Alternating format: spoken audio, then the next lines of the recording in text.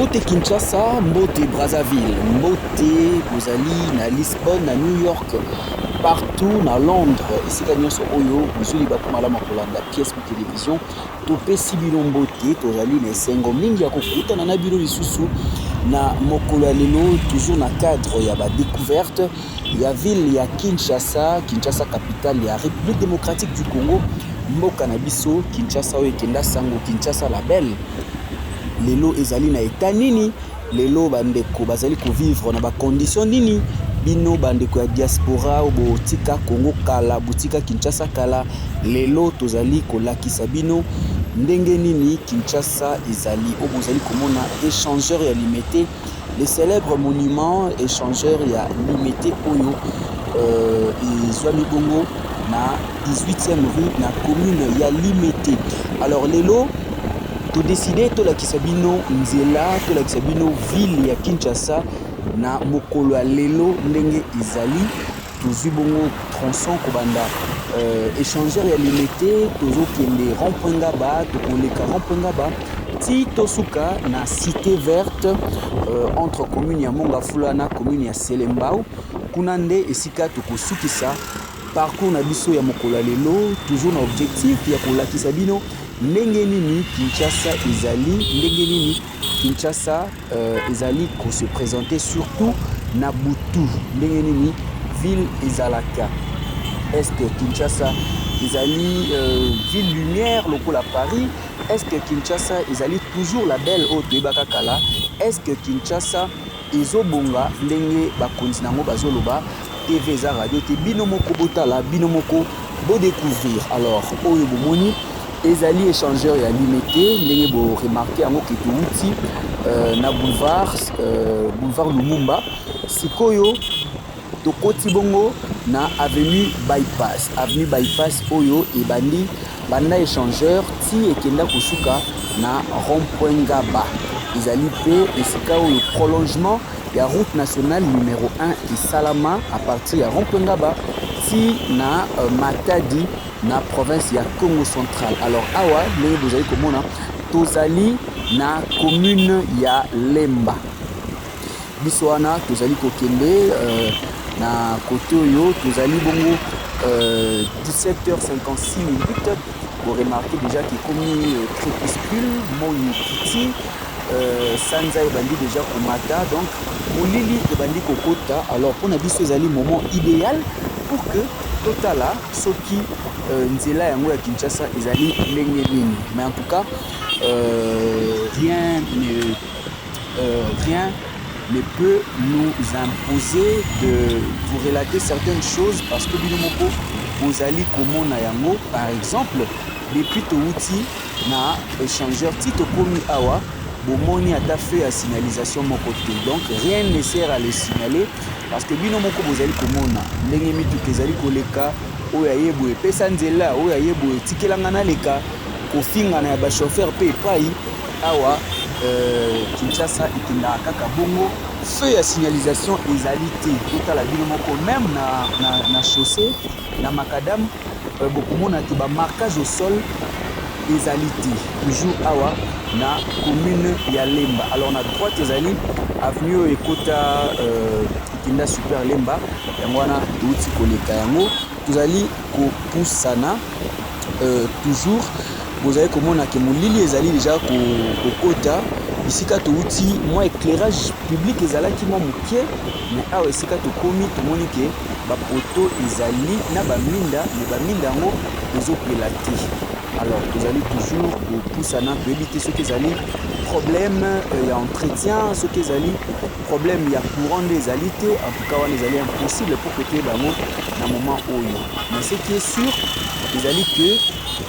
nzela ezali nango bien nde vous avez komona mabulu ezali penza mingi te ndenge kaka bozomona bamoto epai babus epai mais moto na motu azali kosala effort que à respecter quand même bande na ye quand bien même que moi incompréhension ezalaka neti esika oyo tokomi oyo apparemment libulu ezali liboso yango wana tomoni bachauffeur nyonso bazali koralentir. Alors topusana totala ok bon ezali libulu te ezali nde bamituka mosusu ezali kokatisa. Alors na mopanzi ya gauche ezali Camp Kabila oyo ekenda sango kala ezalaka Camp Mobutu. Alors tozali kopusana awa tozali toujours na avenue bypass esika nini tokomi awa tokomi na entrée ya Lemba terminus ezali juste na droite ya esika oyo tozali mwa mabulu ezali voilà yango wana bomoni mituka ebendi biso mpe toye topusani voilà toleki na mopanzi ya gauche ndako bozali komona mopanzi wana ya monene ezali juste na entrée ya avenue Kiyimbi ezali avenue oyo ekenda Matete. Donc ezali soki okoti yango a quelques mètres okomona pont Kiyimbi ezali wana soki okatisi yango okomi na commune ya Matete. Et biso to prolonger tozali toujours kokende tout droit donc na ngambo ya droite na biso tozali bongo na Lemba terminus quartier terminus ezali na droite na biso na gauche na biso ezali nzela oyo ekenda Kambumba ekenda Ridini voilà nzela ekabwani mibale station bozali komona ezali oyo babengaka station Salongo yango oyo mpona bandeko oyo bavanda na Lemba mpona bandeko bafrekata Lemba kala omona ndenge station Salongo ekoma omona ndenge Kinshasa ekoma na quartier na bino ya kala to na esika oyo ozalaka kofréquente yango kala. Alors tozali bongo kocontinue toujours nzela ya rond-point yango oyo osilisi commune ya Lemba na côté ya droite donc ezali toujours kopusana na ngambo ya gauche ezali oyo babengaka quartier Salongo ekenda sango bato mingi bayebi yango surtout bandeko bazala bavanda mingi awa na Kinshasa bayebi quartier Salongo ezali parmi baquartier huppé awa na ville ya Kinshasa ezali parmi baquartier oyo eyebana mingi ezali bien organisé bien ordonné voilà kote oyo tomoni lumière ezali mwa makasi mpo baprojecteur ezali kopela contrairement na esika oyo touti liboso na biso bomoni motuka monene oyo ezali kokende ezali bamituka oyo babengaka baremorke eutaka esalaka trafic entre Kinshasa na Matadi pamba te boyebi ke na partie oyo donc entre Kinshasa na Matadi na fleuve Congo ezalaka navigable te po bachute elekaka ebele. Alors babato ya minene oyo yaka na bacontener na biloko ya ndenge na ndenge eakostaka soit na Matadi soit na port ya Boma a partir ya kuna nde badechargeaka biloko na babato bacharge yango na bacontener pour que eya awa na ville ya Kinshasa yango wana bomoni motuka monene oyo ezali liboso na biso mais apparemment ezali kokende mbangu ezali vraiment kokende mbangu alors que bavitesse nango ezalaka limité compte tenu ya ndenge ezali monene. Alors bamituka oyo esala mpe baaksida mingi oyo boyoka mpe na bamasolo oyo boyebi mpe esalamaka mingi na banzela oyo pamba te nzela oyo ezalaka très fréquenté na baremorke mpona baraison oyo nauti koyebisa bino na mopanzi awa mpe bomoni baremorke mosusu eza stationné misusu ekufi nyonso wana ezali kaka kokondisa nzela. Alors ezali toujours kopusana awa tokomi à quelques mètres na pont oyo babengaka pont Mungulu ya Mungulu oyebi kombo ya Mungulu ezali kombo ya moko ya bapoliticien ya kala ya mboka na biso le feu Mungulu Diaka nde kombo na ye epesama na pont oyo tozali traverser. Alors na gauche na biso ezali justement esika concession na ye ezalaka nde bapesa yango kombo na ye. Alors esika concession yango ezali nde esika pe moko ya basource ya mai ya Kalamu rivière ya Kalamu bato ebele bayebaka source nango te source nango ebanda nde awa na commune ya Lemba etraverse pont Mungulu ekoti commune ya Ngaba et puis évoluer ainsi de suite. Alors tozali bongo kopusana. Alors tokomi à quelques mètres seulement na rond-point Ngaba. Voilà remorque na ebisa bino yango oyo etelemi na mopanzi à droite komoni babus etelemi wana ebele ezali babus oyo ekendaka bavoyage ezokende Matadi ezokende Boma ezokende bavile mosusu mpe na province ya Congo central. Awa komoni na rond-point Ngaba mwa embouteillage ezali certainement ezali mpona trafic parce que awa en tout cas bato bayaka mingi awa en tout cas ezali arrêt ezali carrefour ya badirection ebele bandeko bazokende campus bao bazokende IPN bao bazokende rond-point Ngaba plutôt bao bauti rond-point Ngaba bazokende rond-point Victoire bango nyonso balekaka toujours awa toleki rond-point Ngaba na bambouteillage nango etiki yango awa sikoyo tozali kopusana tala baremorke ndenge elekanaka awa nzela ezali na mwa kokoso moke mwa embouteillage ezali yango wana tozali komona na bana moto na bachauffeur bango nyonso bazali kose faufile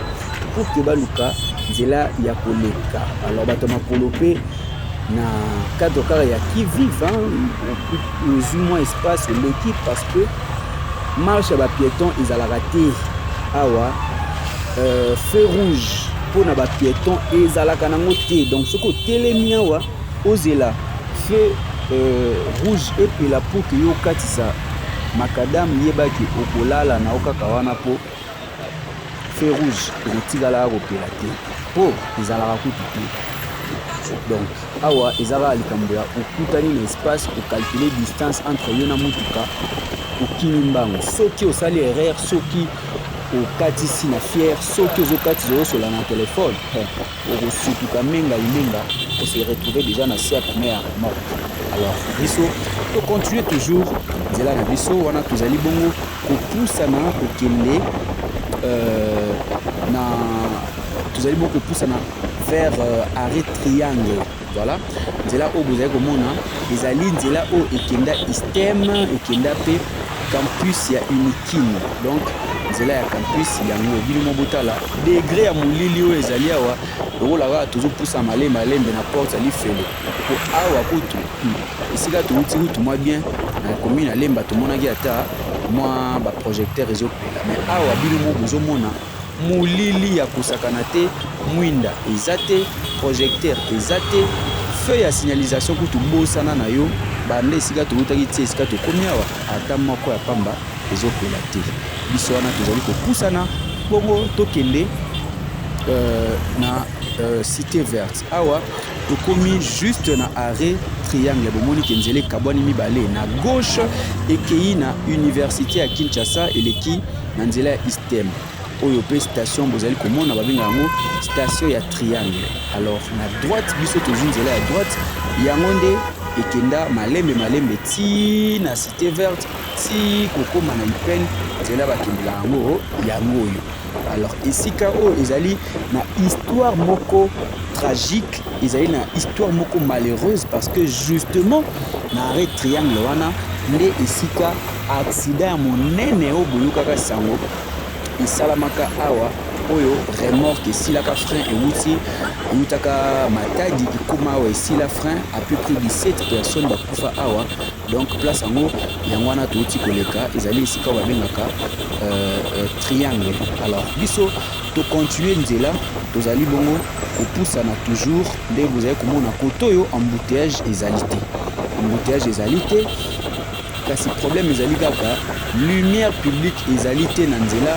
marquage au sol ezali te bafeu ya signalisation mpe ezali te. Alors koto oyo bandeko base débrouillaka kaka pesanga nzela soki pe mo erreur otutani ndeka balobaka mafinga bachauffeur ezalaka nango lisumu te ofingani nsima oleki mpo awa na Kinshasa bachauffeur base comportaka nde bongo. Topusani awa tokomi na entrée ya avenue Elengesa donc croisement Elengesa na bypass na mopanzi ya bomoni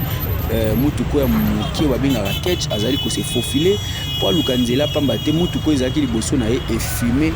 radiateur efulimi lingana ndenge akosakana te. Alors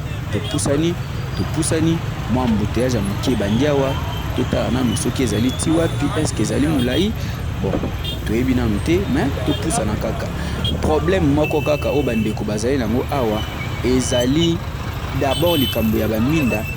feuille ya signalisation pona ko prévenir ba accident pamba te nzela oyo ezali prolongement ya route nationale numéro 1. Déjà d'ailleurs toza na route nationale numéro 1 parce que na lobaki on ebandeli ebandi na avenue ebandi plutôt na rond-point Ngaba ndenge ekei boeti province ya Congo central. Awa esika tozali babenga yango arrêt courant, benga yango arrêt courant. Donc soki opusani liboso kuna arrêt elandi babenga yango arrêt armée du salut ntango tokokoma wana bokomona yango pe. Alors tozali toujours kocontinue kopusana bino mo bozali komona awa soki minda na yo ya motuka ezali faible, en tout cas ozali na risque ya makasi ya kotuta mutu to ya kotutana na mutuka mosusu pamba te l'état koto na makambo etali signalisation ya banzela na makambo etali électrification ya banzela. En tout cas l'état a démissionna na ye toyebi te soki azelaka nde nani yango aya kobongisela ye, toyebi te soki azelaka nani nde mutu akoya po atia baminda na nzela pour que atia marquage au sol pamba te nzela ekomunikaka. Code de la route ezali kaka bapano ya signalisation te, code de la route ezali te bamarquage au sol. Alors awa esika nayebisaki bino babenga yango arrêt armée du salut yango ezali moko ya baarrêt oyo ezalaka vraiment fréquenté, ezali moko ya baarrêt oyo eyebana mingi mpe ekenda sango. Alors wana ozali bongo kopusana baarrêt mosusu ezali liboso bokomona yango mpe bokoyeba yango au fur et à mesure. Alors biso tozali toujours kocontinue kotambola kolakisa bino ndenge nini makambo ezoleka awa, ndenge nini nzela ezali na ville ya Kinshasa. Awa tozali na bapériode ya fête, tozali na mois ya décembre, mais bino moko botala na bamboka mosusu na moment okomona babongisi batie mwa baguirlande batie mwa badécoration na banzela, mais oyo ya biso awa ezalaka kaka na centre ville. Donc soki olongwe na wana commune ya Gombe bosana na oke toa na feti, bosana na oke tokomi déjà na décembre po awa kutu ata meilleur vœu ya pamba moto akosouhaite moninga aza te. Biso nyonso préoccupé, bato nyonso na bampiaka, bato nyonso na bakanda, donc baimer eza déjà ya kobeba yango ozomona bachauffeur bazotambolaka vai ke vai neti motuko bomoni liboso eza ata na feu ya positionnement te. Donc awa soki to alingi atelema to alingi aparke to alingi akatisa moyen kutu apesa ata clignotant to asignale na moto aza na nsima eza te. Alors biso tocontinue awa ekomi na dodan yango moni toralentir mwa moke, toralentir awa tokomi na dodan oyo ezali justement na arrêt liolo ezali kombo oyo baemprunta yango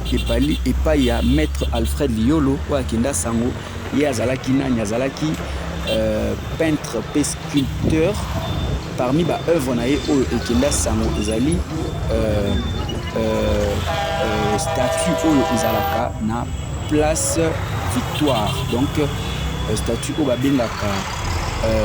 place des artistes. Voilà, na se tromper moke bo comprendre ngai wana ezalaki premier dodan ezali na arrêt commune. Voilà, arrêt commune esika maison communale ya Mongafula ezalaka eza esika nini te na awa. Alors motuka monene oyo bomoni euti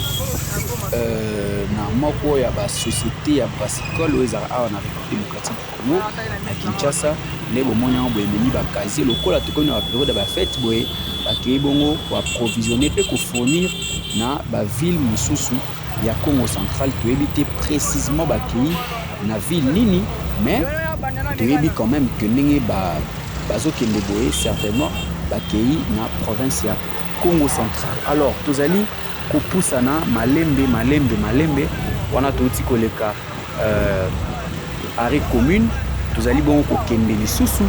totala nzela eza ndenge nini, baarrêt mosusu eza nini, situation na liboso ezali ndenge nini, est-ce qu'embouteillage ezali to embouteillage ezali te, toujours découvrir yango ensemble na bino. Voilà, voyage na biso ezali toujours continuer nzela oyo ezali nzela oyo mituka ya minene elekaka mingi. Normalement ifale ezala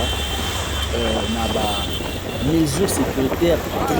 très renforcées pour prévenir l'accident. Donc awa seul moyen où l'État a de prévenir ezali kaka kotia badodane ndenge bouti komona toleki dodane ya liboso ezali kopusana na liboso awa bakalami te tokomona te tokokoma na deuxième dodane oyo nautaki koloba ezali dodane ya arrêt liolo ezali mwa liboso awa bakalami te tozali kokoma biso wana topusani toralentir moke voilà esika yango nayebisaki bino yango arrêt liolo dodane ya mibale yango. Donc à part badodane moyen mosusu oyo l'État atia koto ezali te mpona koprévenir accident. Donc awa feu ya signalisation ezalaka te, marquage au sol ezalaka te, bapano kutu ya signalisation bosana na yo alors que ezali kaka bakoki kozwa taki kandala ya pamba batia yango peinture juste kaka mpona kokommunike na bachauffeur. Mais malheureusement nayebi te soki mbongo nde ezangi to makanisi wana nde ezangi to bazozela kaka makameya po toyoka les autorités du pays présentent leurs condoléances aux familles éprouvées. Alors ntango yango likambo nano comité to prévenir Congo ezali na Conseil national de prévention routière CNPR oyo en principe mission nango ezali ya prévenir accident pamba te bato ebele bakufaka chaque année na accident de circulation. Or il y a moyen ya éviter yango. C'est vrai que liwa ezalaka naturel mais ezali na baliwa oyo tokoki éviter notamment baliwa ya accident. Alors pour prévenir justement bakawana il faut que nzela est communiqué, il faut que feu ya signalisation ezala, il faut que garantie sécuritaire nyonso ezala prise en charge. Botala ta bino moko nzela ya munene oyo plusieurs kilomètres oyo parcourir na bino mwinda ata moko ezali te niveau ya molili eza lowa tozokende malembe po tokota na lifelo alors que tozali na ville province ya Kinshasa, tozali na capitale ya mboka monene lokola Congo. Alors soki na Kinshasa la capitale kutu eza boye bino moko boye imaginer na arrière pays to pe na ba province soki ozala ndenge nini tomoni neti ndeko auti okatisa mosusu pe oyo azwi okatisa na liboso na ye remorque na nsima na ye 207 na mopanzi koto moto ndeko atelengani ayebi te soki akosala nini. Heureusement a réussir quand même kokatisa na ndenge kaka ya kalai ngangu kalai technique po soki asali bongo te mawa trop. Biso wana tocontinue tozali toujours kokende tala nzela moleli ata soni te bakonzi ya mboka oyo nayebi te soki elobelaka bango nini ntango bango mo bamonaka mboka na bango eza boye ntango bakendaka na mboka mipaya ndenge bamonaka kuna ebonga minda pelele nayebi te soki ejenaka bango te nayebi te soki bayokelaka bango mpe motema mpasi te. Mais constat ezali amer, constat ezali déplorable na ndenge ya kosakana te otala bino moko soki bandako eza pembeni ezalaki na minda te c'est que nzela oyo mpe elingai kute mwana ata na kamera te. Heureusement bandako eza mipanzi ezali quand même kopesa mwa éclairage ndambo et puis bafare ya mituka nde ezali kosala te tomonana ata mwa ndambo oyo po soki boye te donc c'est que eza kaka place oto oyo quand même tomoni mwa baminda etali bien ezali mpe baminda ya station service. Donc ndenge toleki station oyo bosana na oyo lisolo ya baminda marquage au sol kutu koloba te biso wana tozali bongo kopusana awa bachauffeur bakendaka kaka boye bakumbaka kaka boye eyebanaka te bangi ya nani ebandi wapi suki wapi nani aza na priorité nani faut atelema azela moninga na combien de kilomètres il faut korouler na distance nini nyonso wana toyebi te. Alors toleki dodane mosusu po l'État amonaka ke solution eza moko atia badodane or que ezali suffisant te malgré que ezali moko ya baoption oyo ezali kogarantir sécurité mais il faut traçage ezala pour que piéton ayeba esika na ya kokatisa. Il faut que feu ya signalisation ezala pour que mutu ayeba esika nini akotelema il faut panneau ya signalisation ezala pour chauffeur ayeba na combien de kilomètres pour rouler liboso na ye virage ezali to ezali te nyonso wana l'état abosana na ye l'état incapable l'état irresponsable l'état improductif l'état impuissant face ya situation oyo. Alors topusani na mopanzi ya tokomi komona embouteillage, voilà. Oh, ils ont raté la ville à Kinshasa malheureusement. Embouteillage à makasi yango awa tozali na arrêt interface tozali bongo kopusa na malembe awa biso to koti na sens unique donc to koti na contresens pamba te choix ezalité il faut que la Xabino ndenge nini nzela ezali alors ba remorque bomoni belé boye etandami ezali kokende na province ya Congo central ndenge nayebisaki bino donc ndenge tozali kopusa na boye bakala mingi te tozali bongo kokoma na cité verte awa tokomi na arrêt babengaka la police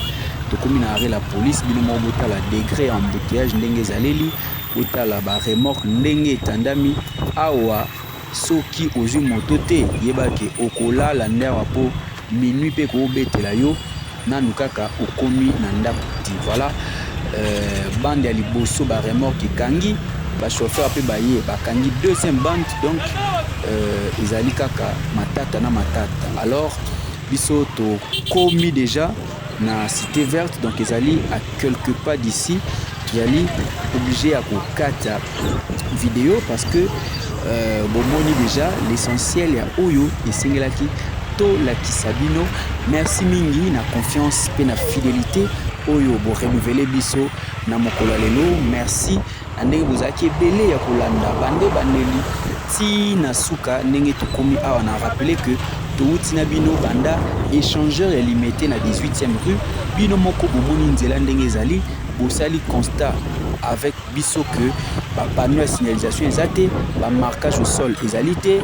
ba minda na nzela ezalité nyonso wana ezali ko favoriser